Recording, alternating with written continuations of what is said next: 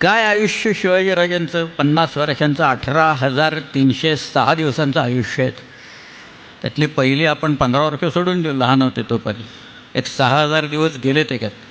पण 12,000 दिवसात शिवाजीराजांनी जे काही निर्माण केलं फार विलक्षण.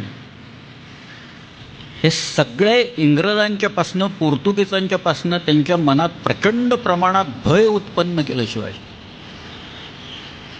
इंग्रज लिहित आहेत की हा माणूस बरं झालं बाबा त्या डोंगरावर जन्माला आला, इकडं समुद्राच्या जवळ आला असता तर म्हणजे आम्हाला संपलंच असतं आमचं सगळं, असं इंग्रजांनी लिहून ठेवलेलं आहे त्याच्यात.